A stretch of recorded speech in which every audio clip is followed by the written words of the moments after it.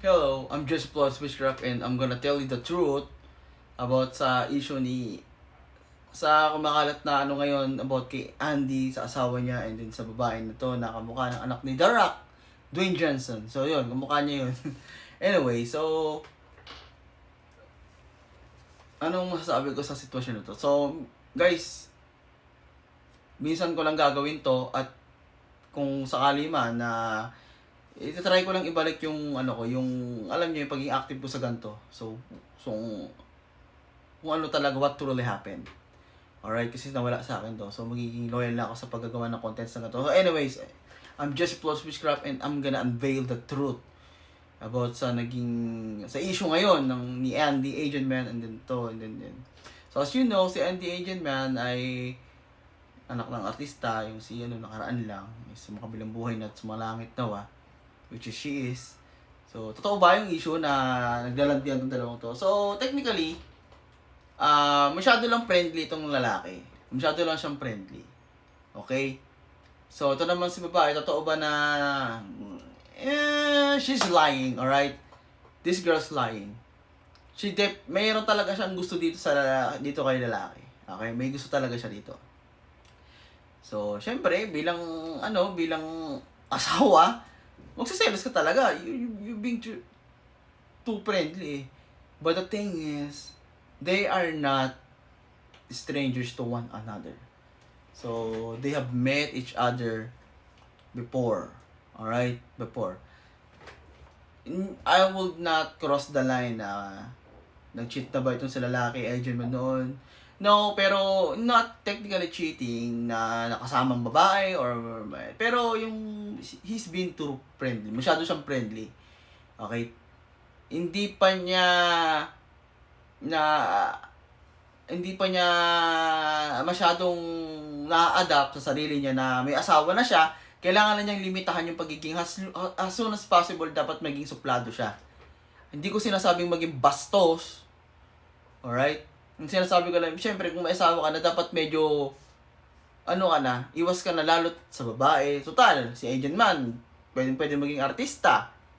Alright? Napakagandang babae. She left the showbiz business for him.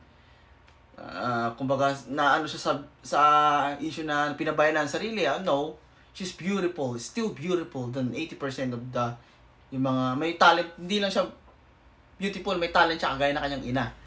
So, yun, lumalayo yung kwento. Anyways, she left the showbiz life para makasama tong lalaki. At tong lalaki na to ay binigyan siya ng peaceful life. Alam niyo yung nature life like. Alright? Na just peace. Alam niyo yung parang vibes nila si Bob Marley. yun lang. Anyways, kung totoo ba yung issue ng dalawang to, wala silang hindi sila magkarelasyon. Kiklear ko yun, hindi sila magkarelasyon. But she was very, very flirty. Very, very flirty sa kanya. Na-sense ko kasi sa mata niya, talagang may gusto talaga siya sa lalaki. And yung lalaki, alam niya na may gusto sa kanya yung babae. Alam niya. Definitely. At hindi yung lalaki nag-approach sa babae. Itong babaeng to, ang nag-approach dito. And then yung kwento nila, medyo alam mo na yung vibes agad sila. Kung paano nagkakilala. Kaya, wala namang problema kay Andy Man na magkausap tong si lalaki tsaka si babae as a friend. At wala siyang pakialam kung may gusto tong babae dito kay lalaki. Kaya lang nagkaroon ng statement na ganun nga tong si Andy, bukod sa karapatan niya magselos dahil asawa siya, at bukod sa talagang nakakaselos naman yung ganun dahil too friendly nga itong asawa niya. Pangatlo, ito yung totoo, ito yung inaantay niyong sagot sa akin. Nakita ni Andy sa mismong mata niya yung pag-uusap ni lalaki at nitong babae, ganun na ganun sila nung first meet nilang dalawa ni Andy. Yung vibes ni Andy tsaka nitong asawa niya, ganun yung nakita niyang vibes sa dalawang to. They're just on the spot, on the same page, at the same time. Talking about the differences and then evolving sa transition, before transitioning, nag-e-evolve yung kanyang conversation na, ay, oo nga, ganyan. Alam niyo yung gano'n, yung feeling na, yung vibes na gano'n na, you just know at the moment na you are meant for one another. You just felt so alive and so happy and so peaceful the moment kasi yung even though na stress kasi itong si Andy tsaka itong si ano, wala nang ligawan na nangyari sa dalawang to. On the spot naging sila. Wala nang ligawan. To be honest eto, hindi na ano sa, I mean, kukunti na nakakalam ito, pero against na against ang nanay ni Andy sa lalaking to. Against na against. It's one of the heavy reasons bakit nawala si Andy sa showbiz. Kasi kailangan niyang mamili. Alright? And Andy and her mother was not okay for so many years because of this guy. And wala siyang pinagsisihan. At ako, wala dapat pagsisihan tong lalaking to at si Andy. Dahil yung pagmamahalan nila is, hindi sila maghiwalay. Diyos ko, hindi sila maghiwalay. Walang ganun. Ang inaano ko lang, totoo, yung denies na flirting, ayan, nakalagay dito, ayan, viral video, denies flirting. No, it's full of lies. The girl just so felt alive talking to this guy na asawa ni Andy. He's just so alive. And you know, alam niyo naman yun, girls, diba? At alam niyo naman yun, boys, diba? Pag nag-approach kayo ng babae or pag in-approach kayo ng babae, you just feel it in the moment na you just found the right, tapos, found the right guy, found the girl, and this is the one. Alam mo yung, hindi na nila kailangan, kasi,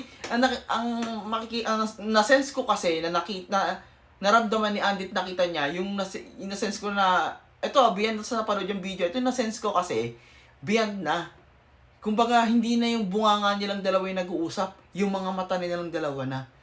Yun na-sense ko. May meaning niya talaga. Seryoso ba itong lalaki sa nararamdaman niya rito? Absolutely not. It's just a talk. Eto, si girlie. Is this girl the kind of girl na willing to cross the line? Na, na para mapasa kanya to? I don't think so. It's just a flirty video na it's just happen na kailangan ko lang i-speak out. Okay? Sinabi ko lang din yung nararamdaman. Siyempre, mas importante yung mararamdaman ng asawa. Dito ako kay Andy, 100%. Sa asawa, dito 100% Andy, 100% ako. Sa asawa, 70% kasi dapat 100% din, kaya lang medyo flirty rin talaga yung lalaki. He's too friendly. Alright? Kung sagay, okay lang. Pero siyempre babae yan. Pre, may asawa ka na. Diba? Asawa ka na dapat Titanic ka na. Sa mga friendship. Pag nakabanggo ka, pag Titanic ka, barko ka, nakahanap ka ng iceberg mo, na tinitibok ng iceberg mo, pag nabunggo ka na sa iceberg na yun, dapat hati na yung ikaw. Kasi lulubog ka na eh. Lulubog ka na kasama nung, kumbaga lulubog ka na kasama nung yelo na matutunaw din. Na, yun, gets niyo yung point ko? Yung yelo na nagpatibok sa puso mo, nagpalubog sa'yo, nagpahulog sa'yo, yun. Yung din yung kalahati mo nalulubog na lang din, pero sideways na yan. Magkakaiba na yung Titanic ka na nga. Dapat yung relasyon sa mga ganyan, yan na. Diba ganun yung Titanic? Yun. So, boy may asawa, dapat hindi na tayo masyadong friends sa babae. At yung babae naman, anong percent ba yung kayang ibigay sa kanya? I definitely, bibigyan ko siya ng kahit mga 30% na dapat 40. Kasi below the, kumbaga, she did not cross the line, pero she was very, very flirty at the moment. And she is really getting into it. Partida, wala pang alak-alak yan, walang lasing-lasing kasi healthy lifestyle to di ba? So, yeah. Ito yung masasabi ko sa ano. Sana nagustuhan nyo yung video. Sana nagustuhan nyo itong gantong interaction ko sa inyo. Itong pinapakita ko na side me na nakikita nyo na rin na binabalik ko. At syempre, magiging content na ako, magiging na ako dito. Alright? So, regalo ko sa inyo itong mga supporters ko na manunood sa akin about the truth of everything. So, ito yung na-sense ko. Kung mapapanood mo to, Andy, thank you sa'yo sa panonood mo. Sakali mo panood dalawang to, thank you rin sa inyo. Sinabi ko lang yung na-sense ng aking third eye. So, just for a speech crop here. Tata. Huwag na mo kapaglandian, may asawa na.